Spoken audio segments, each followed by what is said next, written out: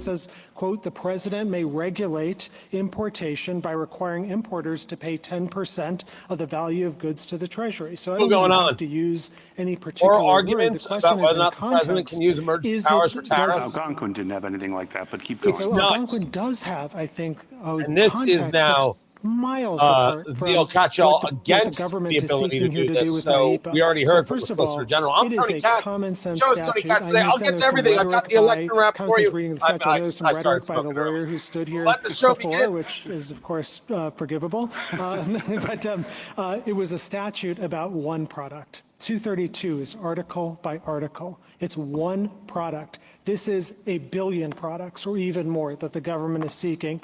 The Algonquin was expressly a trade statute. It was the 1962 Trade Act. It's everything this case isn't. Algonquin had a specific reference to the word duties in a separate provision.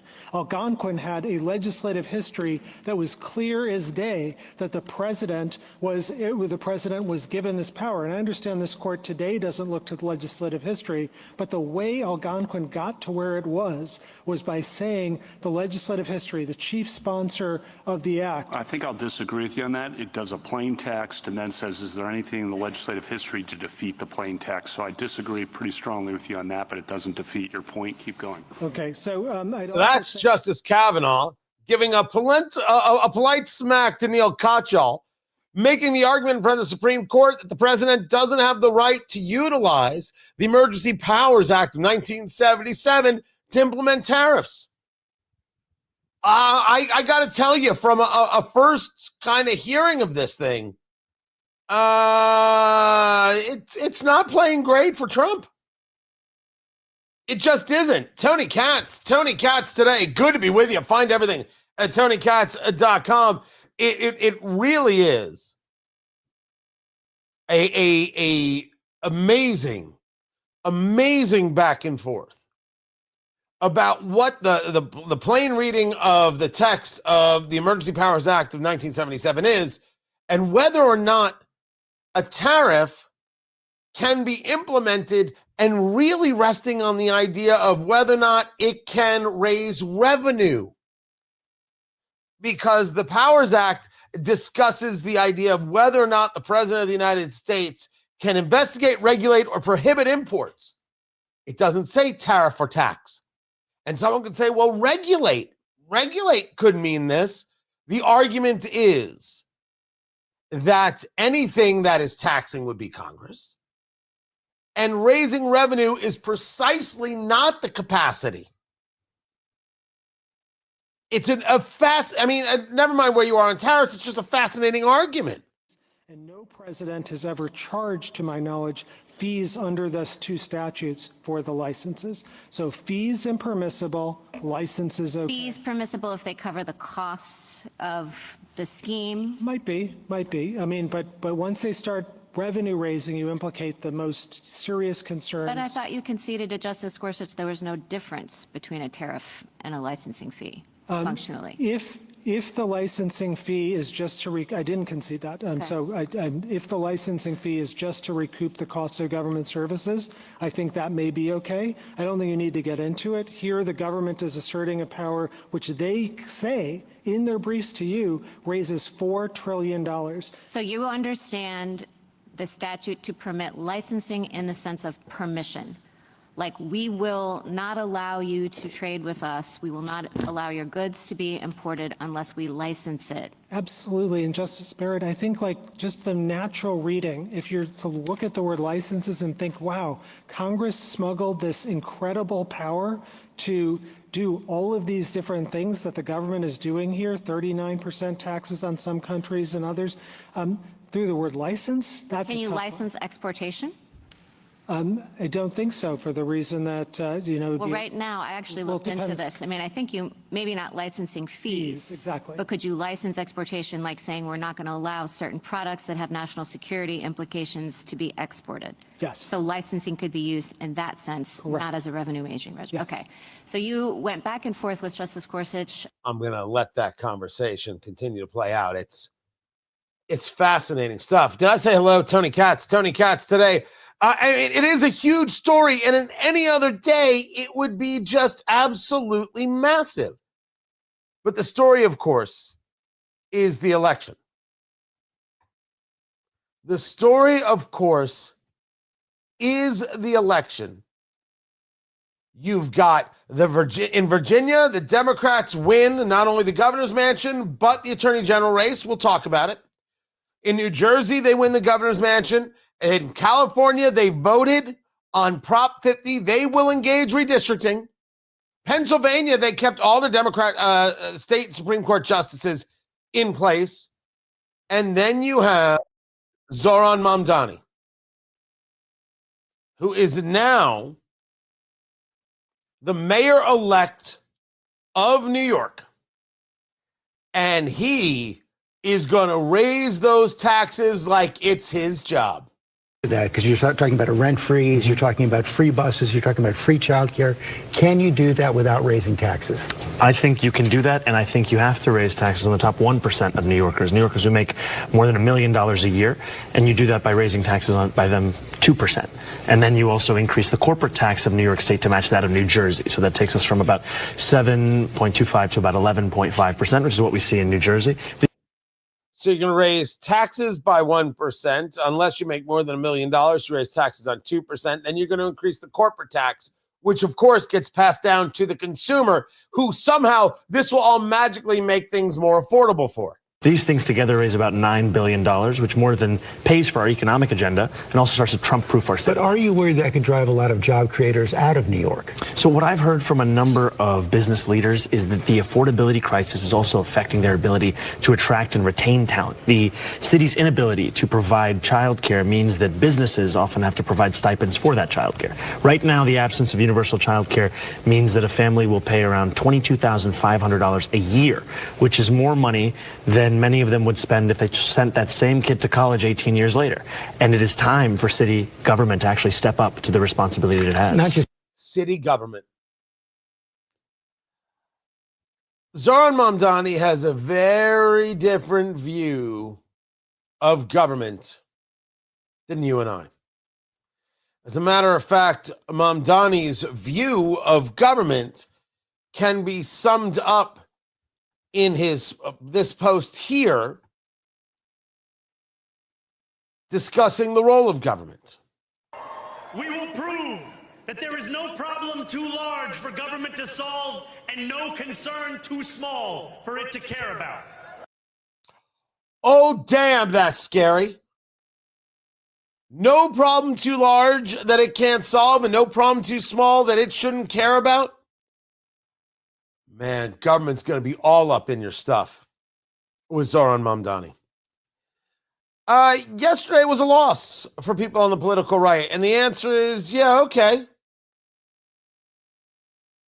Yeah. Off-year election. Republicans have the power. Things usually swing the other way. It's about right. But there's also some more stories involved here. Starting with the clear understanding that Trump hate works. It's ugly. It's obscene. It is a call for a lone wolf. They desperately want him to die. I say that right now without an ounce of hesitation, and I apologize to no one for noting what it is they're saying. Their calls for a lone wolf. Every time they say threat to democracy, threat to America, acting like a king, engaged in authoritarianism, all of this.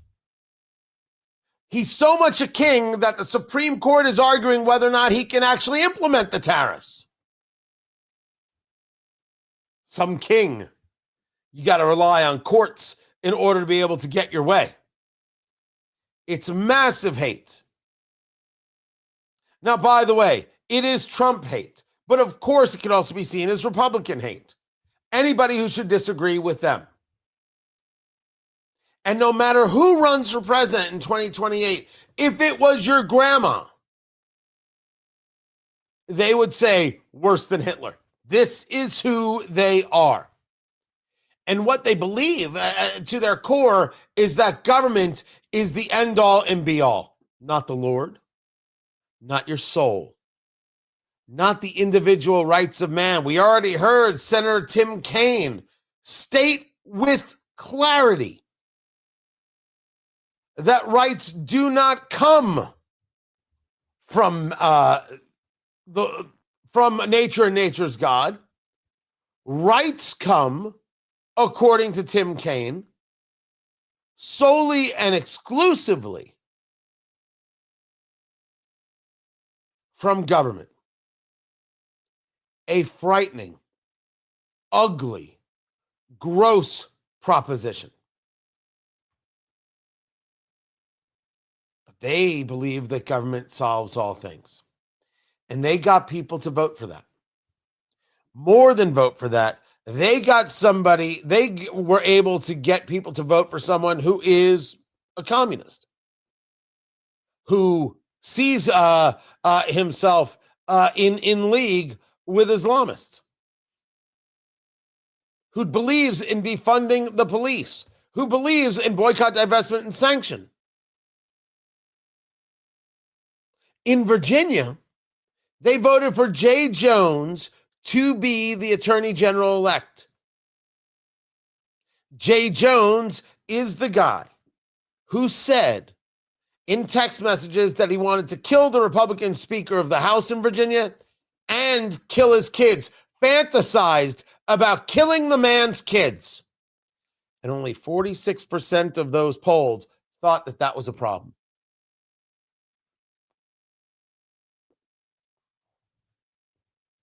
The election may not have gone the way you wanted it to, but the odds were against it going the way you wanted it to. But the election tells a story. The election has something to share. It certainly tells a story, as we're getting a look at the exit polling, that women buy into this progressivism in huge, massive measure. They do. The election tells you that Trump hate 24/7, 365 works. It has an effect. It has seeped in because you have a party that absolutely positively believes that not only should government solve all problems, large and small, meaning that the people should be completely dependent on government, they believe that anybody who gets in their way should be destroyed. Whether they are the attempt on Donald Trump, whether the assassination of Charlie Kirk, or whether the fantasizing about killing children. A message Republicans are going to have to take into the midterms. As a matter of fact, they should have already started. It's only 363 days away, you know. And for all of us, this election is a recognition of what it is that you are up against. What it is that is actually happening in the country. And it is proof. And I don't like starting off negative. I am not a negative cat. I'm not. I never have been. I'm honest. I'm clear. I'm direct. But not negative. We have been saying here, very honestly, that there is no way, with a snap of the fingers, for the chasm to be crossed. The divide in America is real. And we're not even talking about policy regarding trade or tariffs. We're not. The argument against tariffs is Trump wants it, tariffs bad. If Trump said, I favor clean water, Democrats would go, clean water?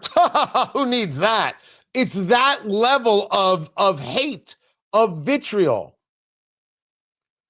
And the only way out is through. I put forth to you that the key to this election and understanding this election, number one, is you have a lot of work to do to win the midterms. You're going to have to go out there and campaign. You're going to have to go out there and convince. You're going to have to go out there and persuade. You're going to have to find the candidates you want to support and actually support them. Yes, you are going to have to do this. To sit on the sidelines, no one's sitting on the sidelines, seemingly on the left. Now, the idea that, oh, they're really generating enthusiasm, let's not lose sight of a much larger picture, which is that their policies are rather unpopular nationwide. And midterm elections and general elections are different than off-year elections. But I want it clear. We said it here. The only way out is through. These are hard times, and hard times must create strong women and men. These are the hard times. They're not coming, they're here. And they're not going away anytime soon. And the only way out is through. Because what you are up against is beyond vitriol of people who don't see America the way you do, because they don't even see a good in America. They don't see America at all. Those are the facts from this election. Don't let it get you down. Let it get you working. I'm Tony Katz, and this is Tony Katz Today.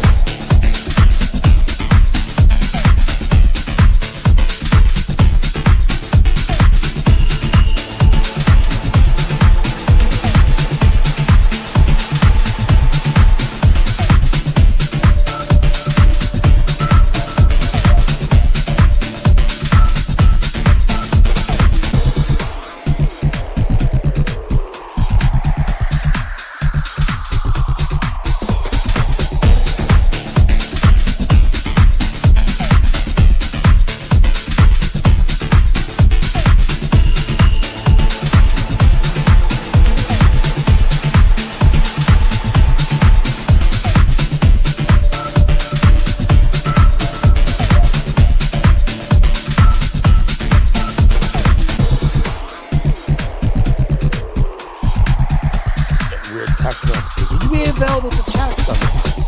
Who are you? How about you start with that?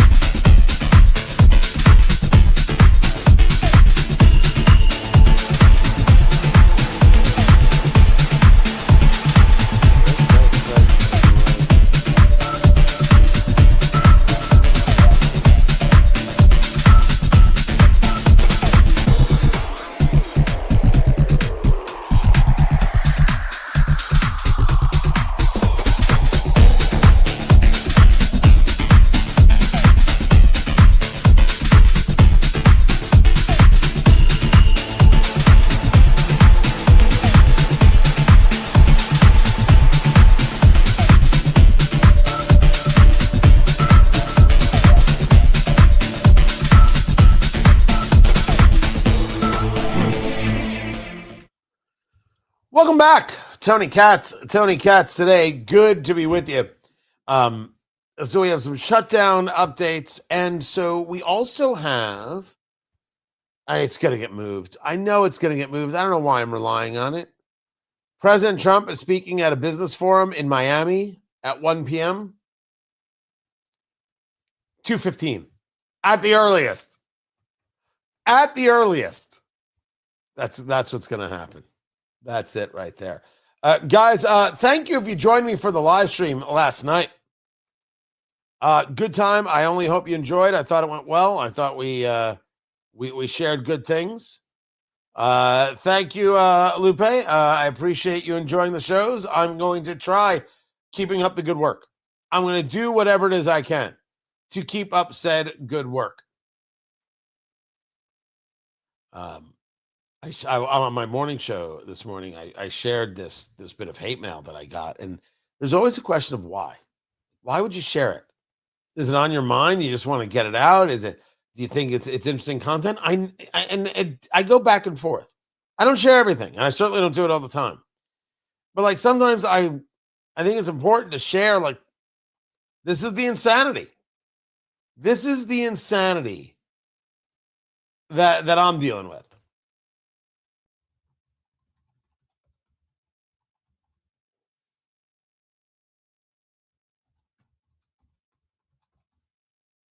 Like, this is how nutty it gets.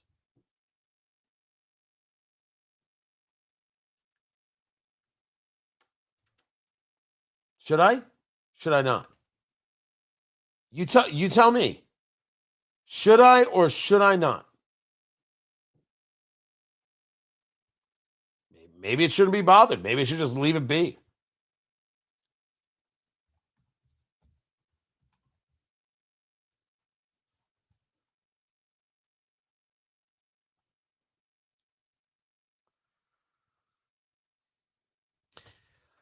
So as we look at the shutdown, day 36, it's over. Tony, did they come to a deal? Oh, no, they didn't come to a deal. It's just, you saw the letter from Chuck Schumer and Hakeem Jeffries. We demand a meeting to put an end to the shutdown and the Republican healthcare crisis. First of all, if you'd sent me that email, letter, I would have dismissed it. You can't talk to me like that and get me to respond. Nope.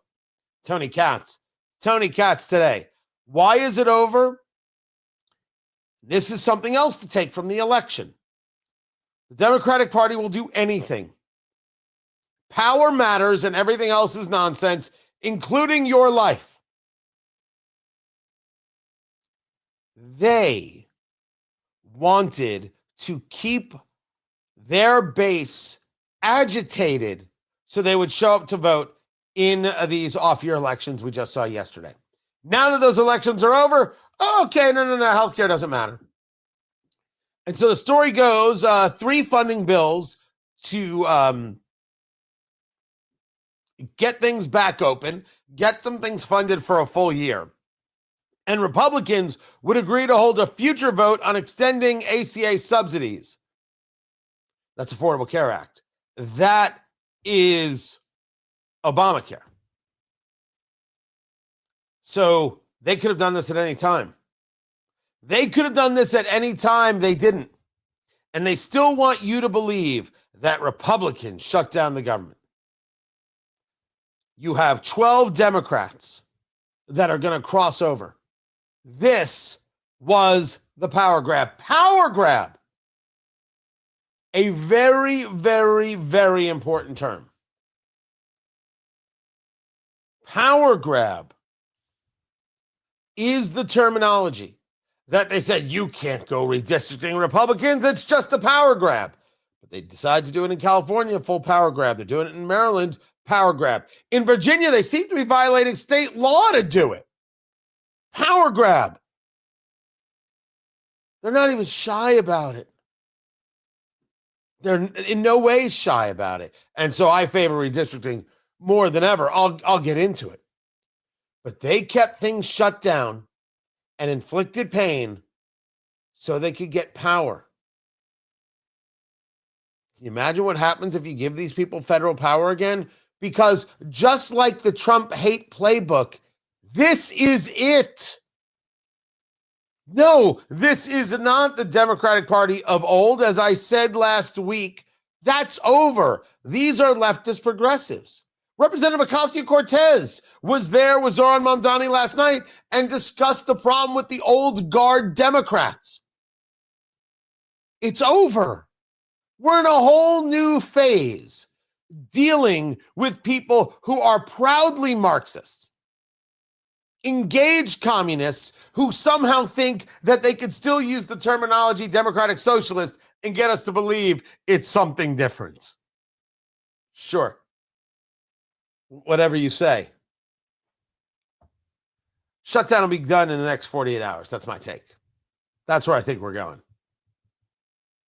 But as for the filibuster, well, I disagree with the president on this one. This is Tony Katz today.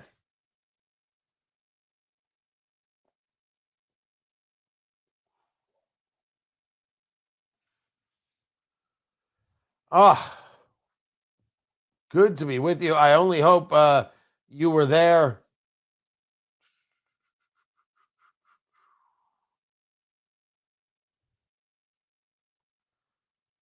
Over at TonyKatz.com and got yourself today's show sheet. It is out. It is there for you. Trying to build bit by bit and piece by piece So I'd appreciate it if you'd go over there and subscribe. Go to TonyKatz.com. Make that happen, if you will.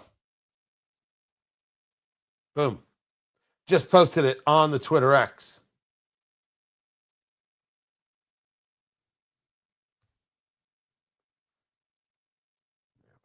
Oh, beautiful and beautiful. Okay, I don't know why that's not being accepted.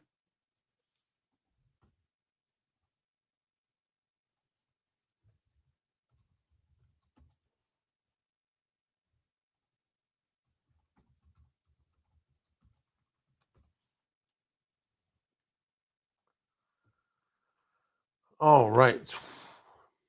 Now, where was I?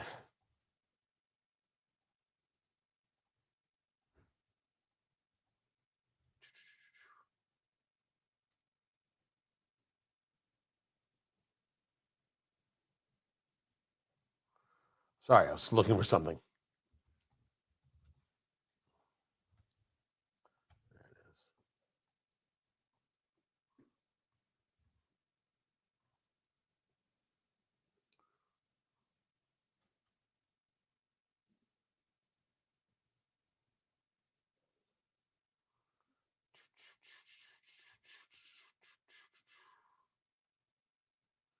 And there was those. And then I'll do this.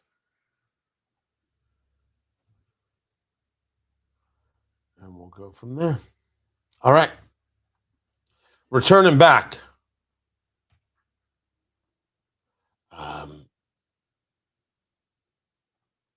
When did I say I was sharing bourbon? When did that happen? Why are people all reaching into my bourbon? What is that?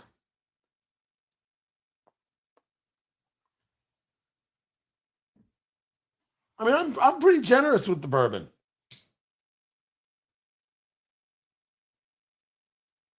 So President Trump is gone on a bender now about the filibuster. Yeah, I am not there. I am absolutely not there when it comes to the filibuster. But his argument is not a new one. It isn't. His argument is, do you have any idea what it is that Democrats are going to do when they have power? Do you have any idea how they're going to act? You are not fully prepared for what it's going to be. You better get prepared now, because what they're going to do is going to be unbelievable.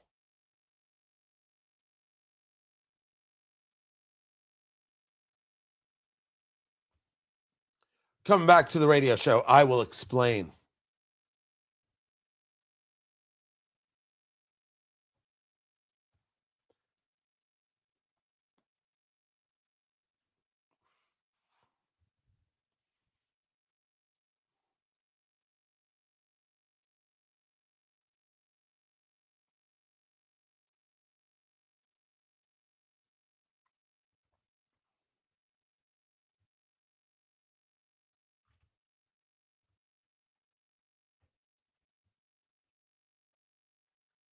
Midst of a disastrous Democrat-created government shutdown, and it is Democrat-created, but I don't think they're getting really the blame that they should. That's now officially the longest shutdown in American history.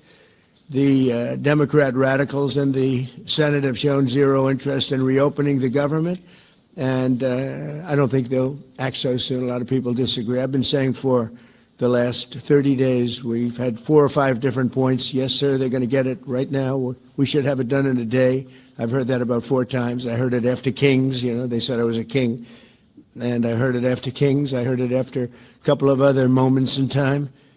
And I said, no, I don't believe so. And now I heard it's after the election. I don't believe so. I think they will. I think they're kamikaze pilots. I just got back from Japan. I talked about the kamikaze pilots. Well, it must have gone over great in Japan. Good Lord. Tony Katz today, what are you doing? 833-468-8669, 833-GOT-TONY. That's how you get to be a part of the program. President Trump saying they're not going to shut it all down, so there's only one thing to do. Terminate the filibuster. It's the only way you can do it. And if you don't terminate the filibuster, you'll be in bad shape. We won't pass any legislation. There'll be no legislation passed for 3.25. We have 3.25 years, so that's a long time. But when they can't do an extension, and John, I think they've done an extension every single time they've ever been asked forever. This is the first time they haven't done an extension. Extensions are supposed to be easy, but if they won't do an extension, they won't do any bill, even a simple bill. And we should do our own bills. We should get out. We should do our own bills. We should open up. We should start tonight with the country's open. Congratulations. Then we should pass voter ID. We should pass no mail-in voting. We should pass all the things that we want to pass, make our elections secure and safe, because California is a disaster. Many of the states are disasters. But can you imagine when they vote almost unanimously against voter ID? All we want is voter ID. You go to a grocery store, you have to give ID. You go to a gas station, you give ID. But for voting, they want no voter ID. People opposed to voter ID favor fraud. That is an easy to understand concept. People who oppose voter ID 1,000% favor fraud. The president also said, if I thought that they weren't going to pass the filibuster, I wouldn't even bring it up. They're going to pass it within the first hour. If they take power, and it's more likely that they take power if we don't do it, because we're not going to be passing any legislation. They're not going to approve anything. We're going to go 3.25 years. There won't be one bill that we're going to pass, because the easiest thing to pass is exactly right now what they won't pass. And they'll do that, and they'll wreak havoc. But let's assume they get in. They're doing it anyway, so it wouldn't matter. They're doing it anyway. And, you know, I have a case where I have great U.S. attorneys that can't be approved because of the blue slips. The blue slips, I think you should terminate blue slips, too. A blue slip is basically a hold, right? It's a hold on a potential nominee, and both parties have the ability to do this and utilize this. President Trump continued. The biggest thing is the filibuster. We have to get the country going. We will pass legislation at levels you've never seen before, and it'll be impossible to beat us. By the way, if they do, they're going to do it anyway, and they are going to immediately do the filibuster. And when they do the filibuster, they're going to pack the court. They want at least five justices. Now I hear it's up to 5.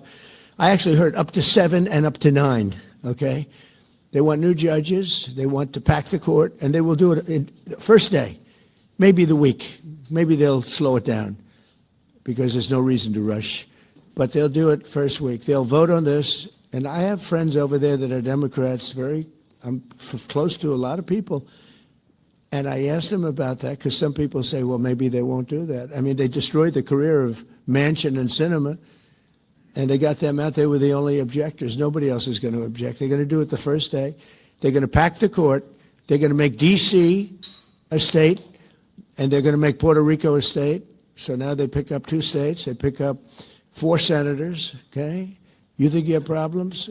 They're going to do all of the things. They're going to pick up electoral votes. It's going to be a very, very bad situation. And it's true. There's no question, as we discuss this election and go through it, that they're going to do exactly that, all of that. So President Trump's argument is, why in the world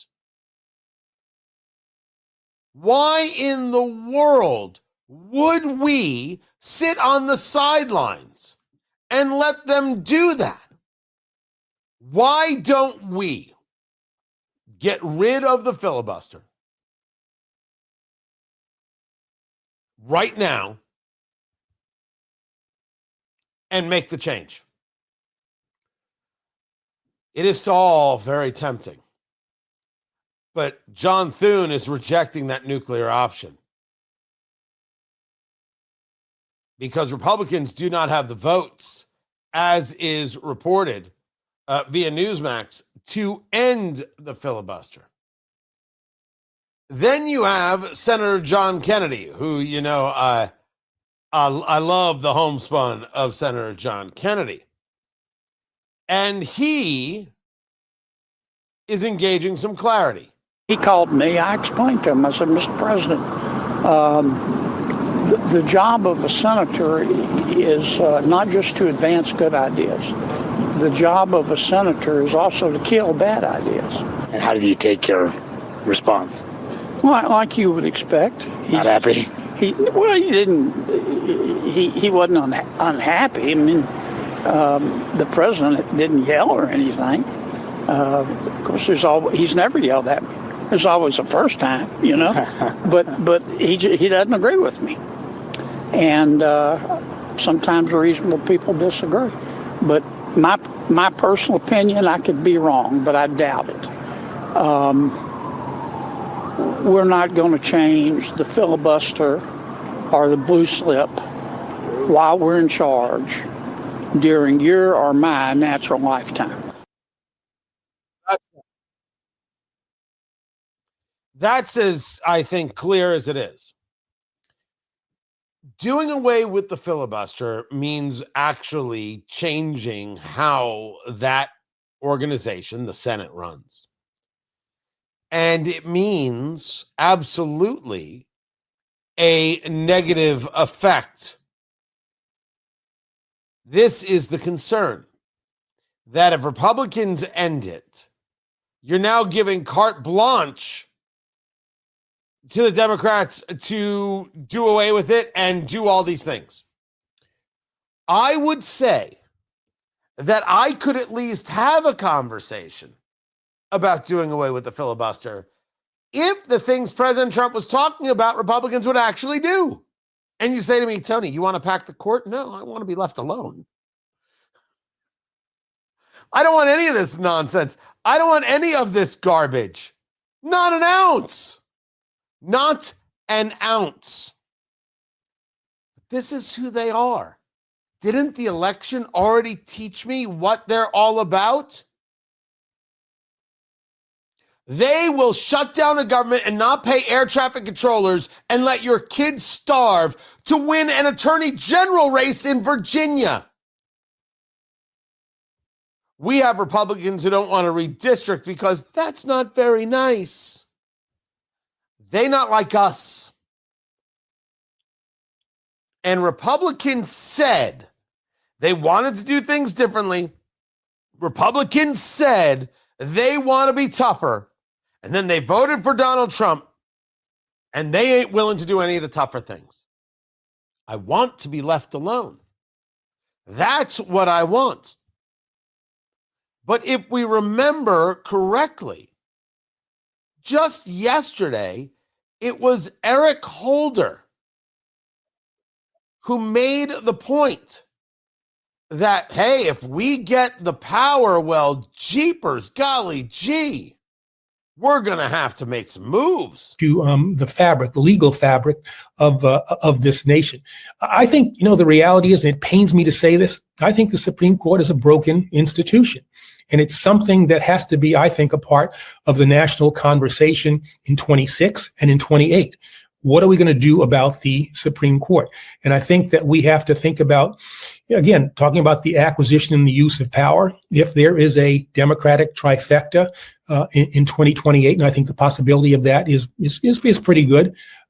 Supreme Court reform is something that has to be considered. Term limits, I think, at a minimum, potentially expanding the court is something I think that also should be considered. They have no fear in utilizing power, and they have no type of hesitation in attacking the institutions. Why is the court not working? Because it isn't agreeing with you. Remember, everything about the Supreme Court was fine until they ruled that the 2000 election was over and George Bush was president of the United States. Then, oh my gosh, the Supreme Court's broken. And it's been this ever since. It's been the whole conversation. They're willing to do it all. They understand power. Republicans don't.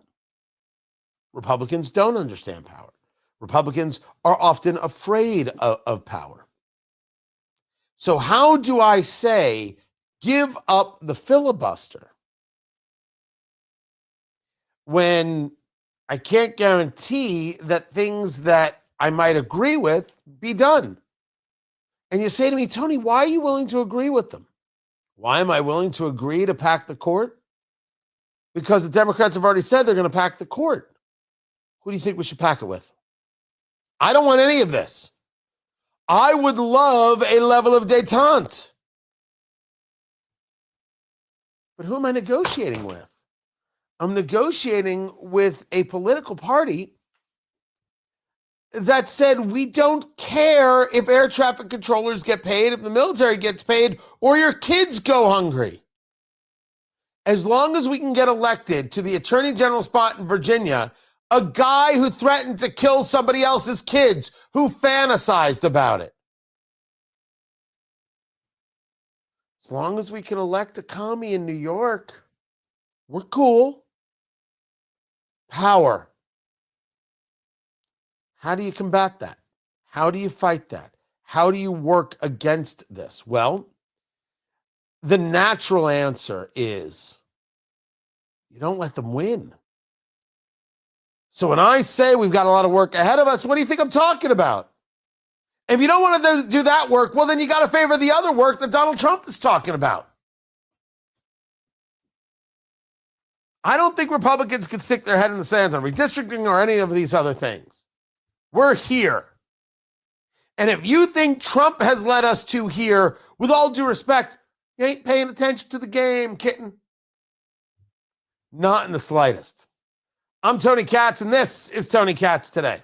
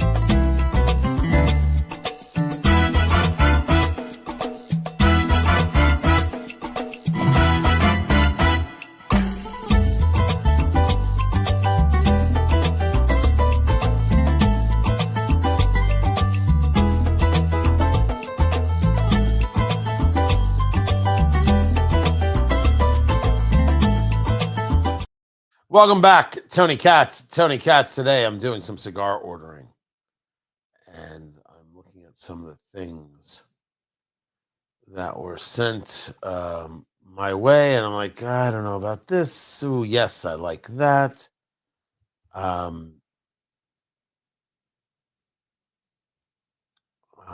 think I will try that right there. I think there it is.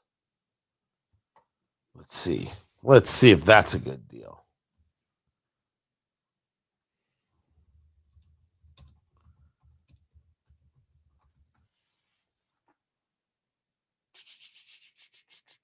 So that's that. That's a Bellicoso.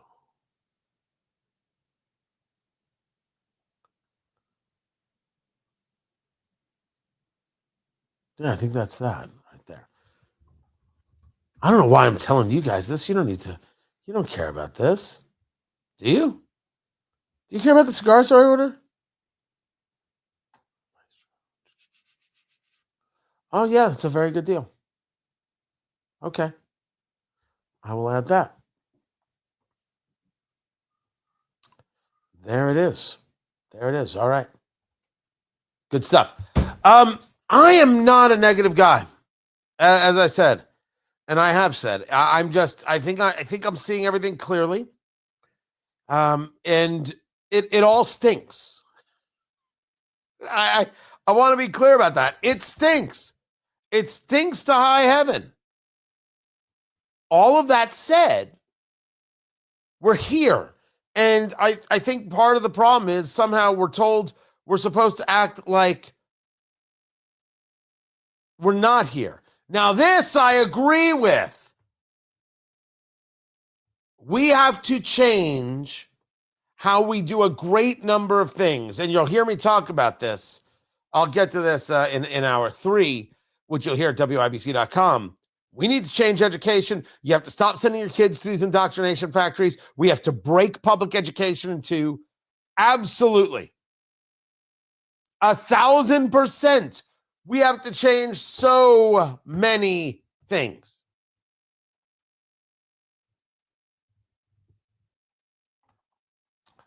Oh, thank you, Sunny Hostin. She's a treat, but she's saying it right. She is saying it 10,000% accurate right here. I'll share it with you. Oh yes. Oh yes. Oh yes. Oh yes. Oh yes. Coming back to the radio show, and then President Trump is supposed to speak in Miami. Let's see if that starts on time. What? No.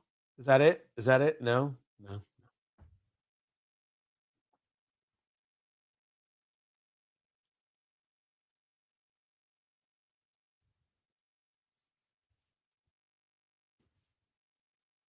Takeaway for me that I don't think enough people are talking about is what happened in California with Prop 50. Yeah, we come into that. Yeah, that for me was a huge takeaway, because that is the roadmap for how Democrats become the opposition party. You meet energy with energy. When they go low, you go lower. I am sorry, but that is where we are now. We need that opposition, and I think we saw that last. That's Sunny Hostin over at The View. When they go low, you go lower. Proposition 50 is the vote in California that will allow for redistricting. They will remove 5 Republican seats because of what Texas did. That's called retribution. She's fine with retribution. Every single Republican state needs to look at redistricting. Oh, you may not have wanted to, but we're here. Tony Katz today. And so that becomes an argument. Well, what am I supposed to do? Well, if you do nothing, they're going to do it anyway. They're going to do it anyway. Haven't we seen this? It doesn't matter if you bring everybody cookies. If you brought every Democrat in the House of Representatives cookies, the next day Hakeem Jeffries would say that these people are trying to poison us with sugar. Just facts. You're not dealing with a rational actor. And redistricting is a political process, completely legal. Tony Katz today. Producer Landon said, hey, just as a reminder, what is the filibuster? What are we talking about here? We talk about removing the filibuster. What we're talking about is getting rid of the 60 vote threshold on approving debate of legislation and then approving the end of debate of legislation. Getting rid of that threshold so legislation can be passed with a simple majority. It is not particularly the end of the world. For example, you may have heard the term reconciliation. When there's a reconciliation bill, which is usually having to do 99% of the time having to do with levels of funding, you can do reconciliation that only requires a simple majority.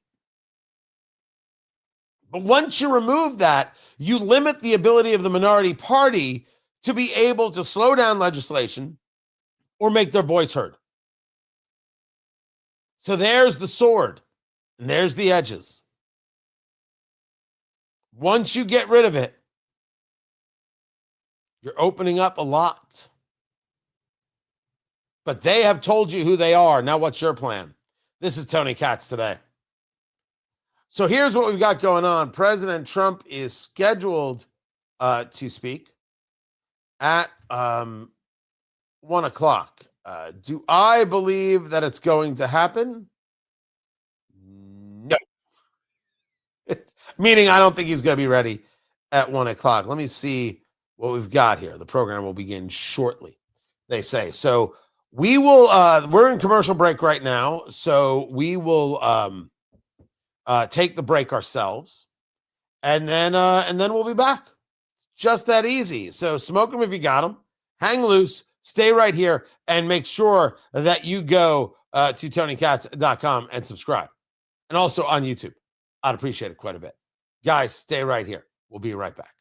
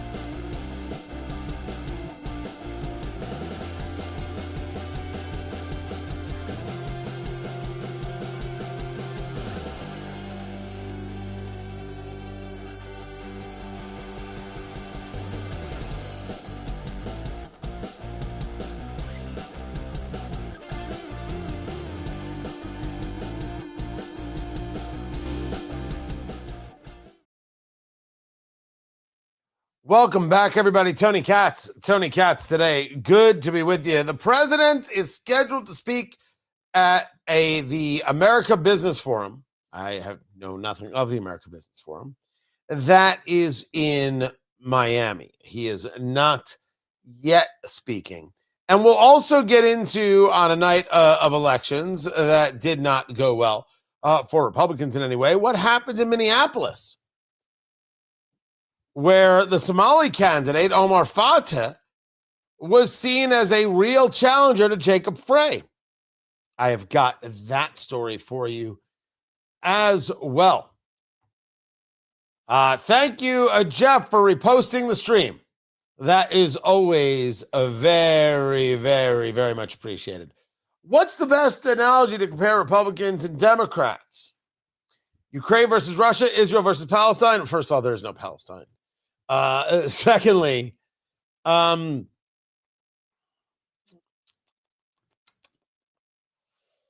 a great question. America and something else? Capitalism versus not?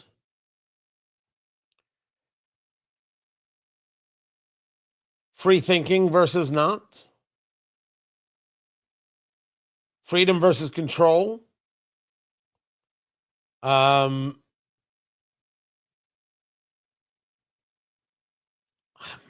There may be a couple ways to view it, but I'll try and come up with one. I'll try and bring you one. And if I do, I get cookies, which also sounds delicious. Right now, I would do that. I would have a cookie as we speak. What do you mean? We're talking chocolate chip and snickerdoodle. Why do I have to even choose, producer Landon? God, good Lord.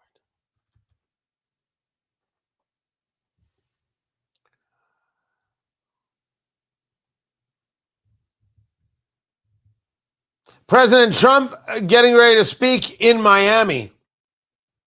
I mean, it was scheduled for this time, but honestly, it's what are the odds that the president is going to be on time to engage a speaking session?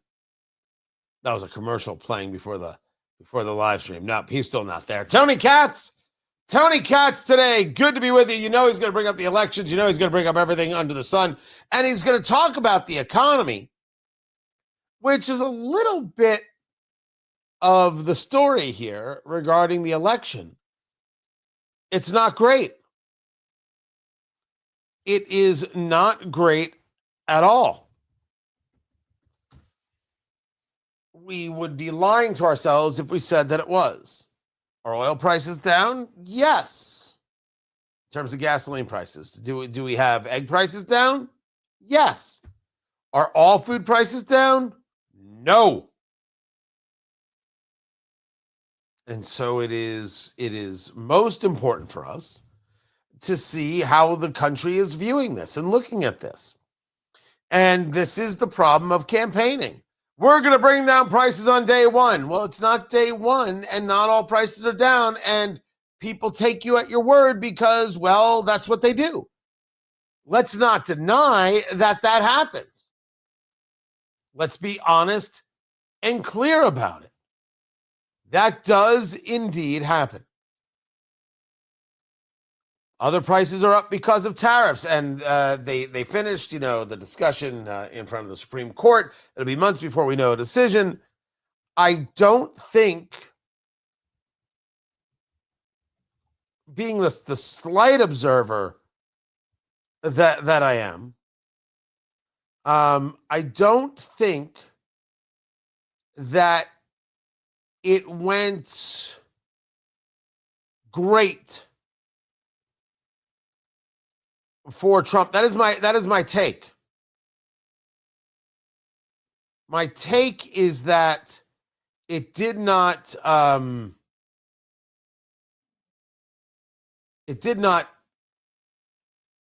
connect. The argument's going to be that the power in the Emergency Powers Act of 1977 regarding tariffs does not mean that you can make money off of the thing. I think that's the way it's going to come up. I think that's the way it's going to come up. But I've got a little more looking to do at it.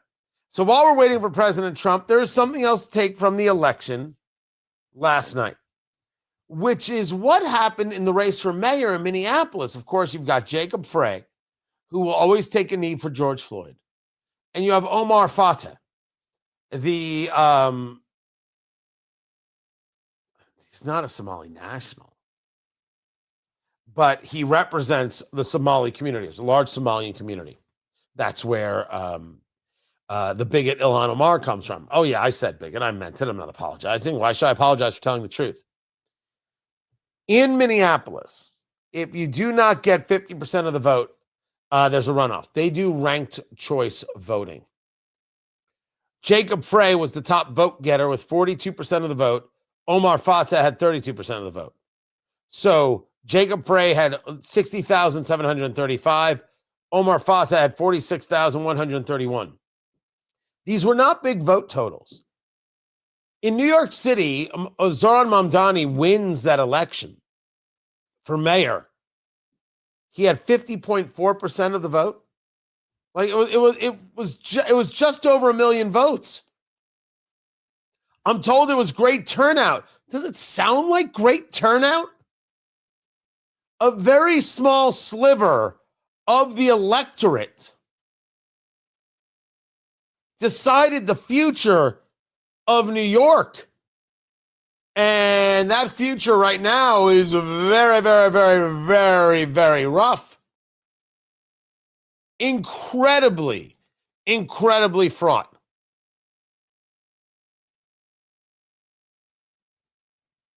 So you take a look at the race now in Minneapolis, and you're like, well, what happens next? The second and third choices are now going to be gone over today. So Jacob Frey was the first choice. Fateh was the second choice. And another guy, Dwayne Davis, was the third choice. So what happens now is they take a look at second and third choices and start counting those. It's a messed up way to do things as far as I'm concerned. So the Fateh team was urging two other people to put as their second and third choices, not Jacob Frey, because they didn't want him to be able to win on a second ballot. So it is possible, while more people voted for Jacob Frey on the first ballot, Fateh will get more votes on the second or third ballot as the second or third choice candidate.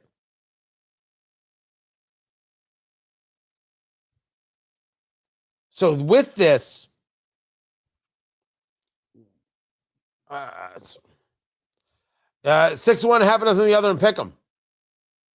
And it's so fascinating to see Frey as a Democrat, but Fateh as a Democratic Socialist. Like there's a difference. But this is, this trend that we're seeing. This trend that we're seeing is a real subject. And this trend we're seeing is a real problem. By the way, President Trump was scheduled to speak today, and now that seems to be off the calendar. So I don't know if they're having technical issues or he's not going to be there. Have no idea which way that one's going. But the election results of yesterday, as we have gone over them and discussed them, a little bit of it is exactly what you would expect. Exactly what you would expect. And some of it is just flat out horrifying. The election of this guy, Jay Jones, in Virginia. Now, if I listen to people like Anna Navarro, what you will find out, what you will discover is that there's a never-ending number of people who don't mind the worst things in the world happening. But, I'll tell you this. Not every Democratic candidate on the ballot was a great candidate. In Virginia, they had a guy, Jay Jones, running for attorney general, who just a few weeks ago, it was these texts that he had sent fantasizing about killing a political opponent had resurfaced. I mean, this guy was a bad candidate, and even that bad Democratic candidate won by 6 points. Yeah. So that tells me that this was a resounding rejection of Donald Trump's And the second Republican term. Party. Yeah. And Let's argue that this is true. That was The View via Newsbusters. Let's argue that that is true. It's a resounding rejection of Trump's second term in Virginia. Your resounding rejection was to vote for a guy who fantasizes about killing children. Because not only did Jay Jones say he wanted to kill the Republican Speaker of the Virginia House, he said that he wanted to kill the kids as well. I think that calling it a resounding rejection of Trump is not as sound as a broken progressive electorate.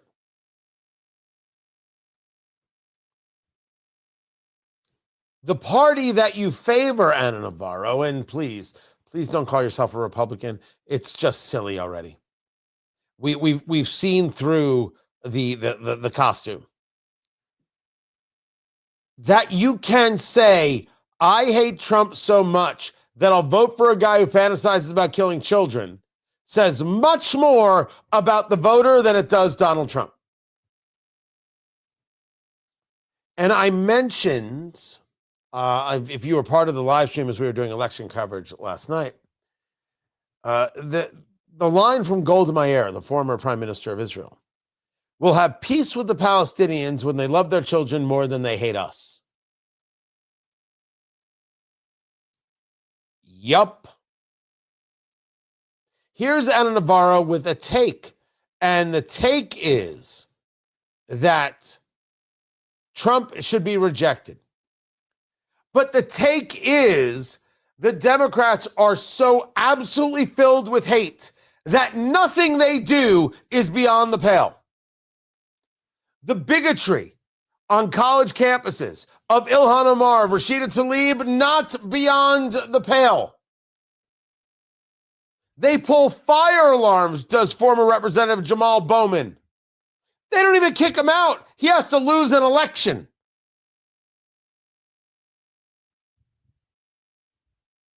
There's nothing that these people can do that's low enough. There is no bottom. There is no bottom. That, Ana Navarro, is the result and the lesson of the election. In a lot, one of them, I should say. There are others. And you keep, I hear you. You keep asking, how does it stop? How does it end? How does it pull out? Well, maybe a little bit of self-policing, and we're not voting for that. You know, this takes us to all the conversations about Tucker, Candace, and all these people and the bigotry and the hate. And I heard someone on social media referred to it as the kosher right. I was like, are you kidding? The kosher right? And then someone in the chat room was like, man, it's a good name for a television show. I'm like, it is. It is. It's a very, very good name. I might go with that. You're seeing people push back against it. You've seen, for example, you heard Kevin Roberts from Heritage Foundation. We love Tucker Carlson, and we're not going to deplatform him. We don't push for this, and it's okay that he spoke to Nick Fuentes. The argument is not about deplatforming. I don't want Tucker Carlson deplatformed. But that you would platform Nick Fuentes, this nationalist, this anti-Semite, this guy who's like, yeah, you should beat the women. Oh, yeah, they all want a beating. Dude, I think you're confusing a light spanking and a safe word.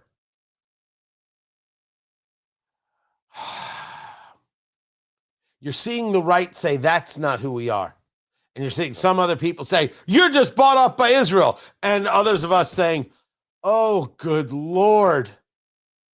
And rational people saying, you guys are nuts. And so what you're seeing is an honest and brutal conversation taking place that the left doesn't do. I can speak specifically for an example that we've all seen.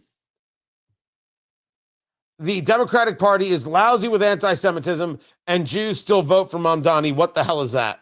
What is that?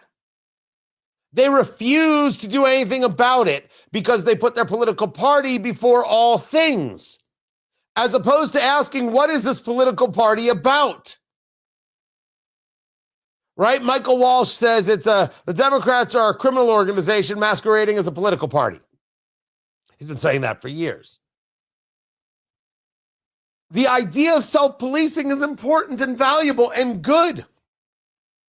Where is that happening on the left? In 2016, 2017, Kathy Griffin, the so-called comic, took a picture of herself holding the bloodied, severed head of Donald Trump. And well, that was the end of that. And less than 10 years later, that's tame, kitten. She wasn't wrong, according to the left. She was just too early. They hadn't gotten the message out that kind of violence and violent rhetoric and violent talk and violent show, well, that's just fine. Because, Trump is a dictator, an authoritarian, and a king, and he's bad, and this is the way you respond. That's just rational.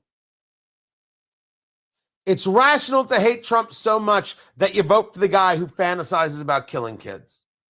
That's the Democratic Party. That is a lesson from this election. And Republicans need to take that all the way to November 3rd, 2026. 363 days from today. I'm Tony Katz. This is Tony Katz Today.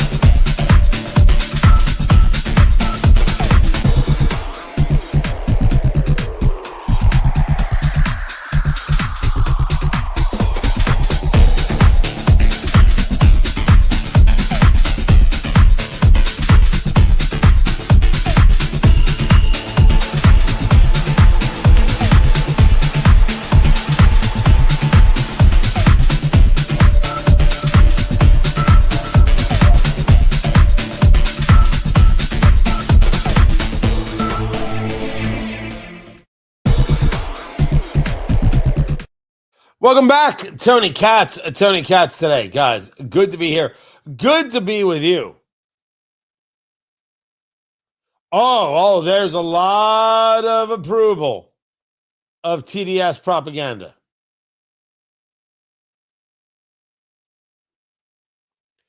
I think it's about different variations of the filibuster and what we call it.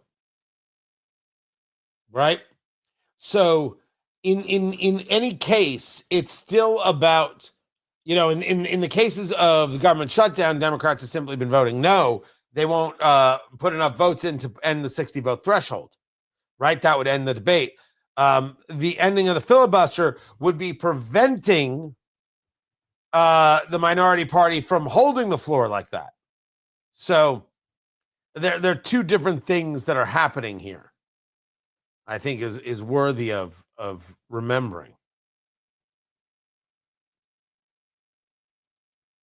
I remember this story. I've got this. I've got that right there. And then I got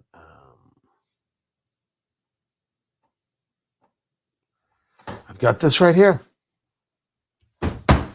Lots of good stuff. And there's something you think I should be talking about, let me know in the comments. Just reach out. I am listening.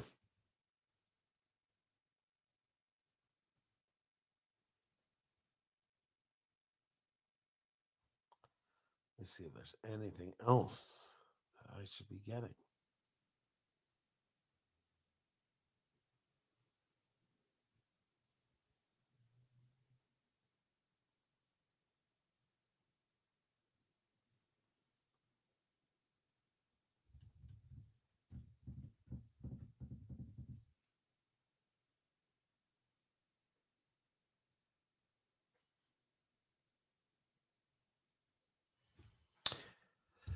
Pizza Hut wants to sell Pizza Hut.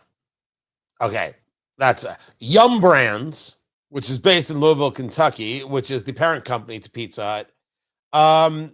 It's conducting what's known as a formal review of options. Is that what it's known as? And they're like, we might sell. Pizza Hut has strengths, including a global footprint and strong growth in many markets, and also a greasy, delicious crust. I will tell you that it has been, what is today? 2025, carry the two. 9,000 years since I've been in a Pizza Hut.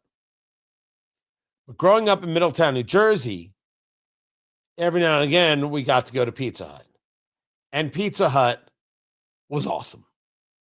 The actual Pizza Hut looking thing, I think it had the salad bar. And I don't know why, but like as a kid, French dressing to me was like, oh, and that's a weird thing to actually admit to another human being. I apologize. But yes, Pizza Hut was great. Half of the sales of Pizza Hut come from the U.S. It has 6,500 stores. Sales have fallen 7%. And then in 2020, one of Pizza Hut's largest franchisees filed for bankruptcy, closed 300 stores. And part of it is because, again, they did the whole full service sit down thing and people just want to grab and go, which is disappointing, right? There are experiences that one should have, right? Pizza Hut had a glory day. That's absolutely right, chat room. And that whole experience was great. Now, maybe if you're somebody who grew up in the Midwest, you grew up near Chicago, you didn't do that because you had like Chicago deep dish to do. But for those of us in Jersey, right, everything was New York style, New Jersey style, or thin crust, depending on where you were. This was unique. This was fun, and greasy delicious. Did I mention that? Did I say that? Did I say greasy delicious? Yeah. I don't know. How do you like do this? Yum Brands, by the way, owns KFC. They own Taco Bell. They own something called Habit Burger and Grill. KFC and Taco Bell are crushing it. So how if you had the brand, how would you build the brand? If you had Pizza Hut, how do you engage with that, and how do you compete? Papa John's, Domino's, Little Caesars, how on a national scale? How do you do that? Because I would think that if you've got those locations, you want to do something with those locations. Are you telling me that nobody goes out to eat anymore? Or is the brand on a level of outdated that nobody would consider spending that? Like what you would need them to spend. But we are at a place now where certain pizzas in certain places can cost you $30. It's pizza. It's a pizza. $30. It's got to be a lot of pepperoni. I mean, the whole pig. We'll see. But it's out there for you if you'd like to buy. Pizza Hut is for sale.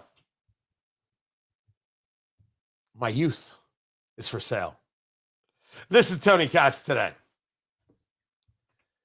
Man, now I just want to go back. Oh, did you? Were you at Pizza Hut?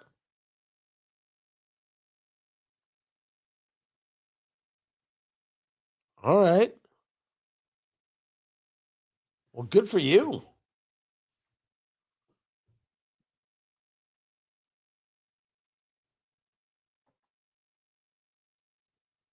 Salad bar is part of the charm.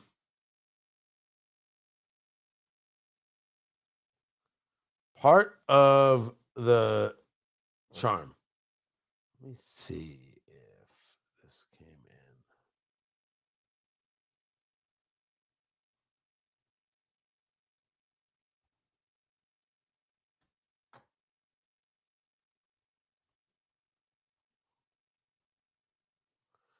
I want to see that.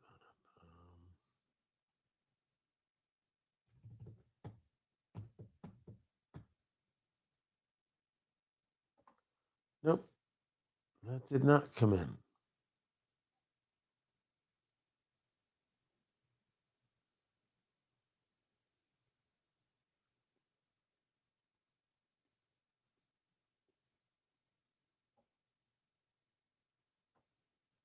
Okay.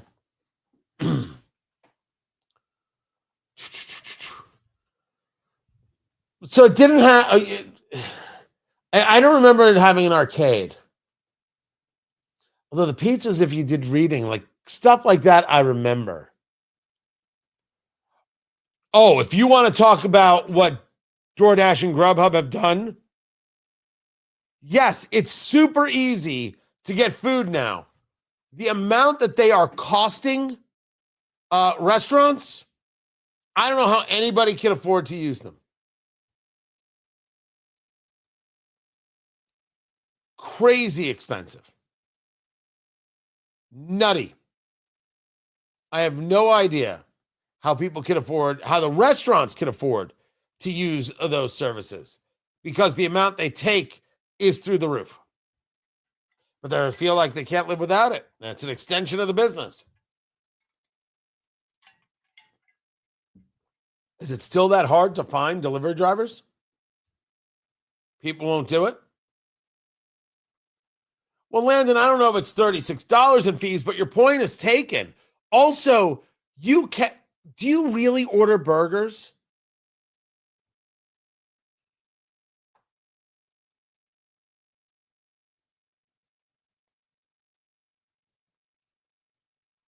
It's by the way, burgers do not travel well. They don't. Yeah. It's a near impossible thing to do well, and it's like French fries. It is so hard to transport French fries well. They're gonna be soggy. They're gonna be colder. It's not the same. It's what makes pizza so perfect. It just travels so beautifully. No. Air fryers are a scam. Air fryers are a scam. It's big air fryer. Everybody knows this. It's called an oven. You have an oven, put it in the oven. Good gosh. Air fryer.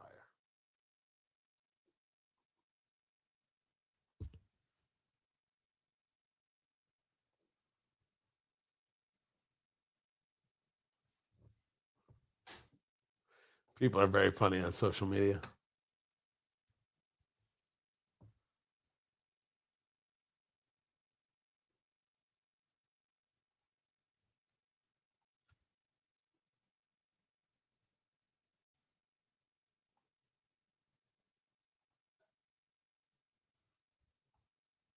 That's a good sign. I agree with it. What are your takeaways from last My night? takeaways is there are many reasons why people win an election and lose an election. What happens in Virginia, or New Jersey, and New York City, it's a bit different. But I think there was a common theme last night, and that is people all over this country are rejecting Trumpism. They understand that it is a horrific situation when 20+ million people are going to see a doubling, or in some cases a tripling, in the healthcare premiums when they can't afford it, when 15 million people are going to be thrown off of their healthcare because of massive cuts to Medicaid, and according to studies, and it's important to understand this, I say this all the time, but I really want to get it through to you. Studies indicate when you throw 15 million low-income and working-class people off the healthcare they have, 50,000 of them will die unnecessarily every year. 50,000 fellow Americans, low-income, working-class people, all to give $1 trillion in tax breaks to Elon Musk, billionaires, and the 1%. You're the 1%, Bernie Sanders. But man, did you build yourself a legacy? Ocasio-Cortez, Zoran Mamdani. You didn't get the nomination, but you certainly have transformed the party, haven't you? I mean, those are the facts. Tony Katz today. Great to be here. Great to be with you. Find everything at TonyKatz.com. That's what happened. Bernie Sanders got hosed. He wasn't allowed to win the nomination. They purposefully kept it from him and gave it to Hillary Clinton. But who has had more of an effect on the party? Who has had more of an effect on America? That's reality. That is this conversation about the idea of the slow march.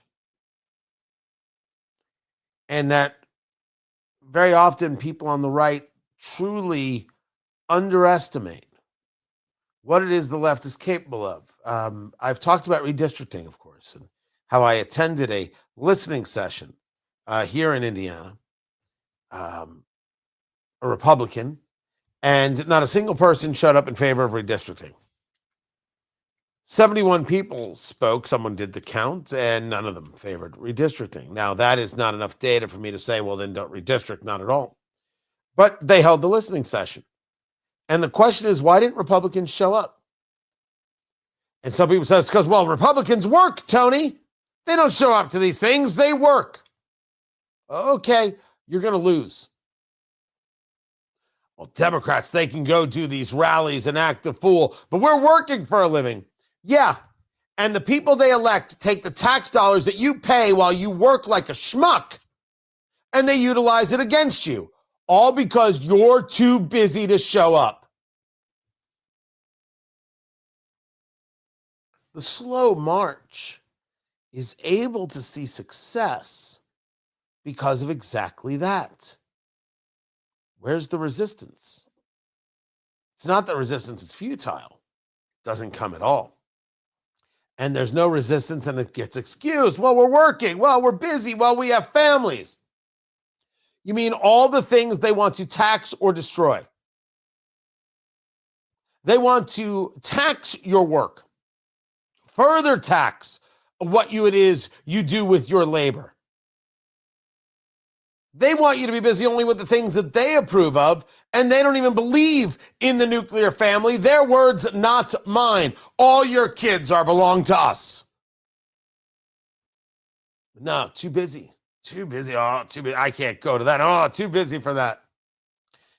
There's a story out of the Maldives, and you're like, I'm sorry, Tony, did you just say the Maldives? Oh, yes. Oh, yes, the lovely Maldives. They've got a flag and everything. The Maldives is a series of islands. And I should really pull it up on Google Earth. And in the Maldives, they have passed some legislation. The legislation says that smoking is banned for anybody born after January 1st, 2007. You heard me. The Maldives decided, by the way, if you want to know where the Maldives are, we're talking about between the Arabian Sea and the Indian Ocean, south of India. They decided that if you're born after January 1st, 2007, you don't get to smoke. You don't have a say. You don't have a choice. And you say to me, that's messed up. And I say to you, I have a state senator right here in the state of Indiana who wants to introduce that legislation. The slow march. It is about patience. It is about being willing to wait it out. It is about saying we get what we can and we never stop trying to get. Over and over and over again, we push these things, and slowly, but slowly, but slowly, we are able to advance on these things. And do you know why they're able to advance on these things? Because they held a town council meeting about it, but you were too busy to attend. Ta-da. Now, I say to you, I'm not disagreeing with the fact that you're busy. And I'm not disagreeing with the fact that you have a family and you've gone down that road, this very, very valuable and decent and worthy and commendable road. I am saying, here's what they are doing while you are raising the family to pay for their future desires and fantasies. That Bernie Sanders believes that he is on the same level with us at all. He has created nothing. 3 houses, and his wife was able to bankrupt a college. All while he sits there with designer mittens and lectures to us. He has been screaming the sky is falling his entire career when he wasn't, of course, visiting the Russians or commending them for their breadlines. Oh, Bernie's a guy who totally believes that breadlines are good things. His words, not mine. Right? The line that Bernie used was, those are good things. Breadlines are good things because in some countries, only the rich people get the food. The poor don't get the food. But in these countries, you're able to line up to get the food. That's good. Do you know how backwards and broken and lost you have to be? Well, you know, but that idea has taken hold. Bernie has won that part of the war. No one will remember the name Hillary Clinton. She will go from this earth as, oh yeah, nobody liked her. That's going to be it. That will be the entirety of the thing. All of it. Bernie Sanders has progeny. What we are up against is very, very, very real and very dangerous and has a lot of depth.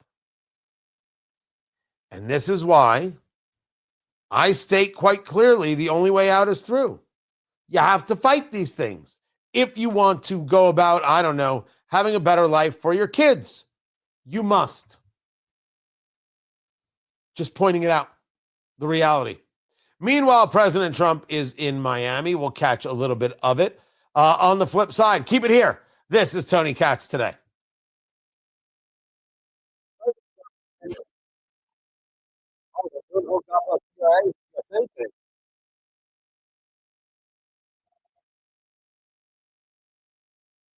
Yeah, there he is.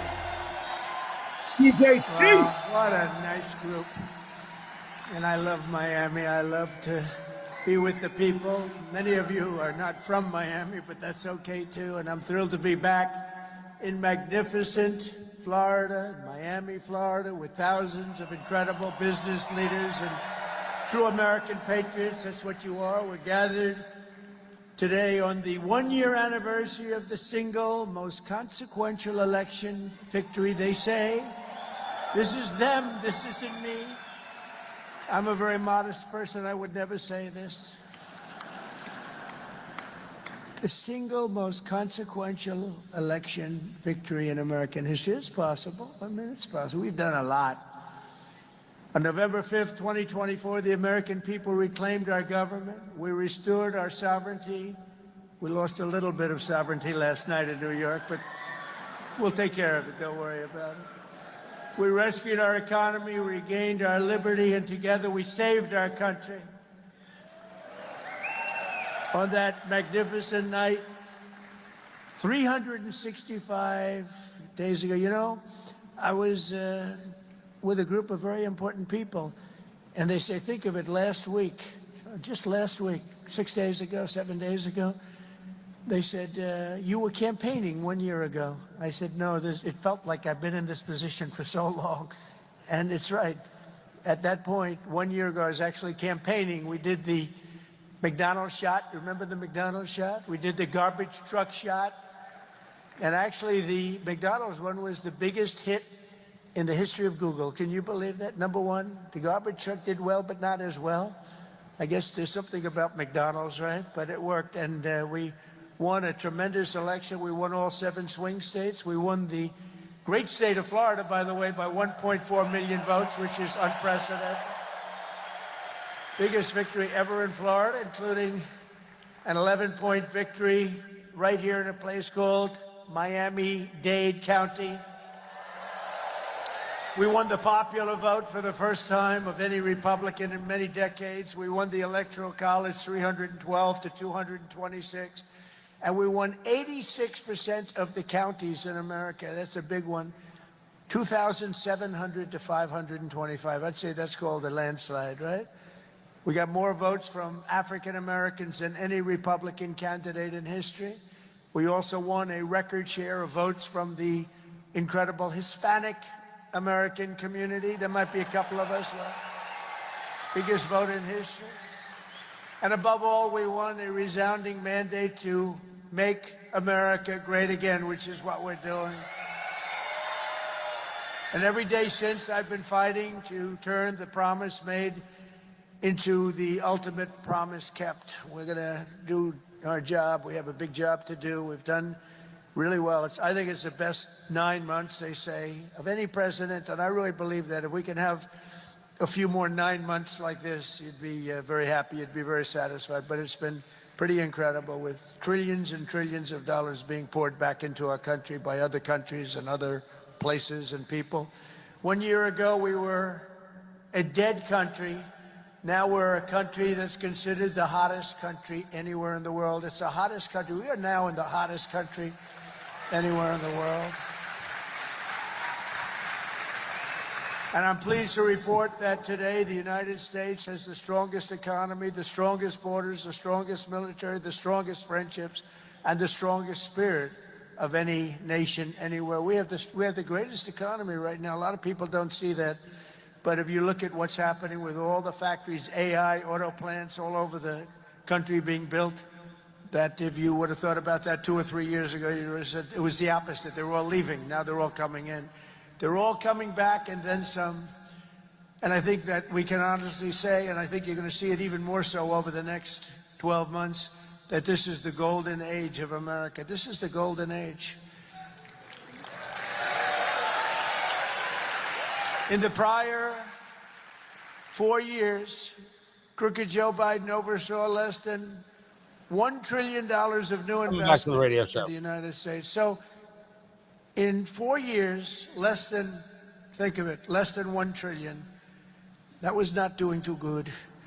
In 9 months, I've secured commitments of over $18 trillion, and we're going to have $21 trillion within the first year.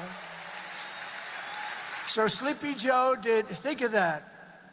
In 4 years, he did less than $1 trillion. We're going to have 21 trillion in 1 year. I would say it's slightly better. Slightly, just a little bit better. The stock market is set 40-time all-time record highs, and just recently, record high, record high, record high. All of them, all of the different exchanges. GDP growth in the second quarter was an amazing, almost 4%. And as you know, they said, oh, it'll be 2% or 1%.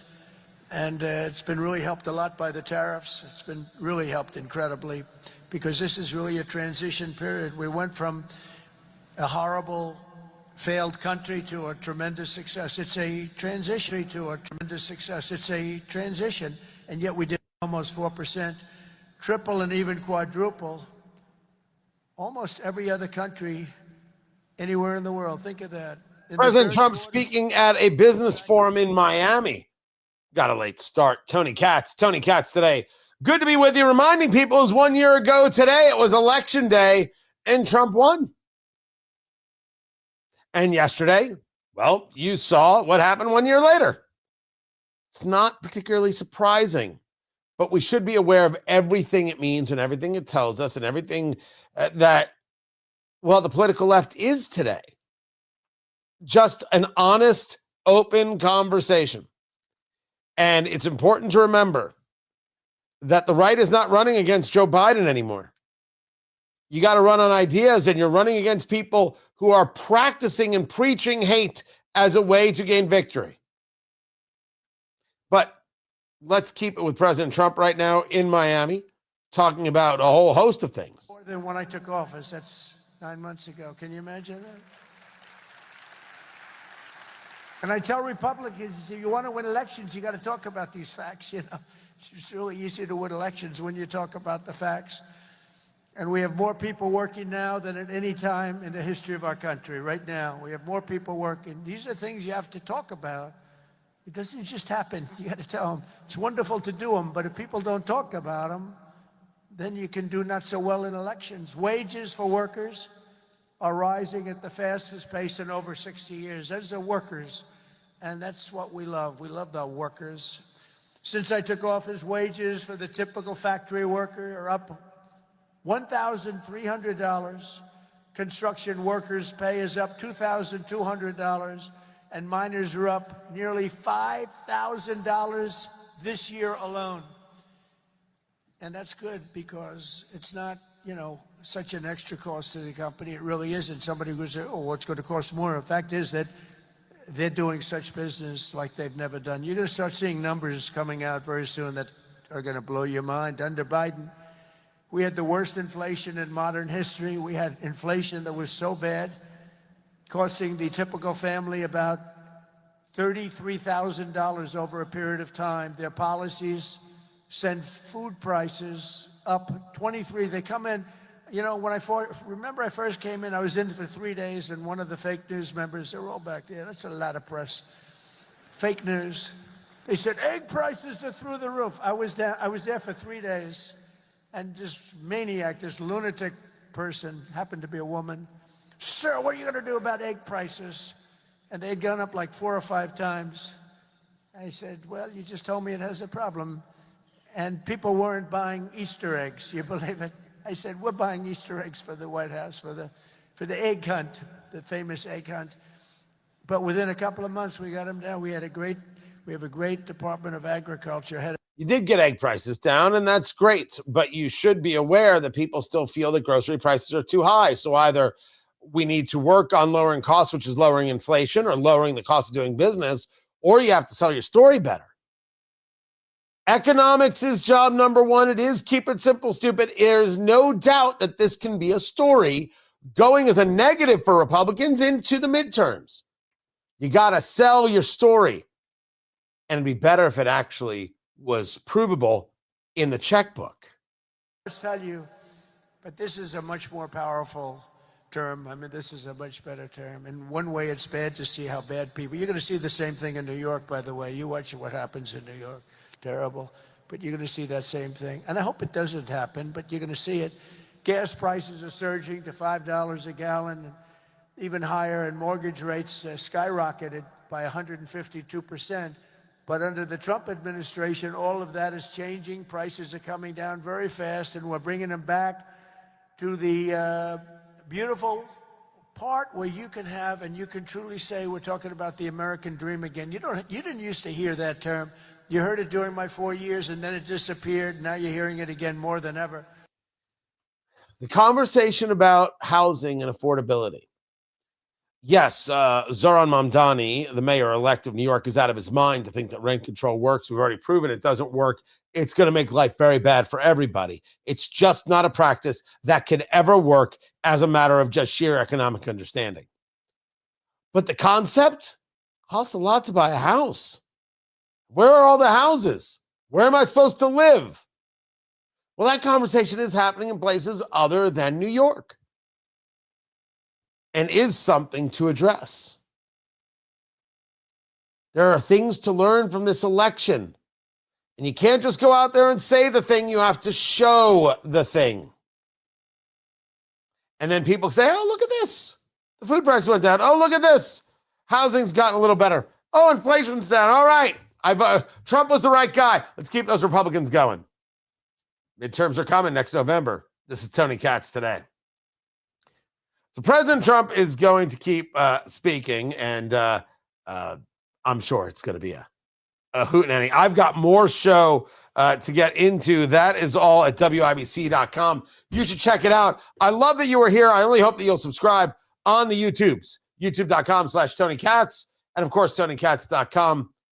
Thank you, as always. Back tomorrow, we will do some more live streaming.